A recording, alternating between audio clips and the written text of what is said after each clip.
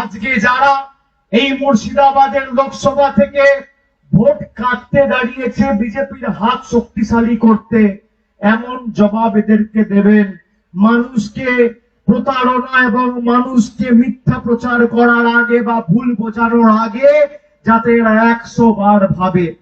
এই তথাকথিত সিপিএম কংগ্রেসের জোটের প্রার্থী মোহাম্মদ সেলিম 2019 সালে রায়গঞ্জ থেকে দাঁড়িয়েছিল 1,83,000 ভোট পেয়ে বিজেপির দেবশ্রী চৌধুরীকে জিততে সাহায্য করেছিল। আর একদিকে ছিল দীপা দাসমুন্সি, প্রায় 83,000 ভোট পেয়ে দেবশ্রী চৌধুরী বিজেপির প্রতিনিধিকে মোহাম্মদ সেলিম আর দীপা দাসমুন্সি জিতিয়েছিল। কখনো জানাবেন রায়গঞ্জে, কখনো উত্তর কলকাতায়, আবার কখনো ভোট কাটতে মুর্শিদাবাদে আসবে।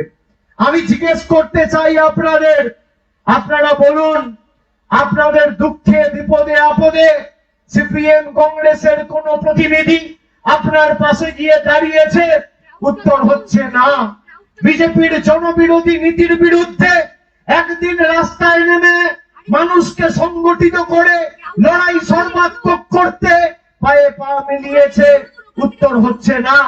গরিব মানুষের, খেটে খাওয়া মানুষের বকেয়া পাওনা যখন বন্ধ ছিল, তৃণমূল কংগ্রেস দিল্লির বুকে বৃহত্তর আন্দোলন সংগঠিত করেছিল, তখন এই পরিযায়ী পাখিদের চোখে দেখতে পাওয়া যায়নি। আজকে ভোটের সময় উড়ে এসে জুড়ে বসে বড় বড় ভাষণ দিচ্ছে তারা। আমি বলবো, চোখে দেখে আপনাদের সিদ্ধান্ত নিতে হবে।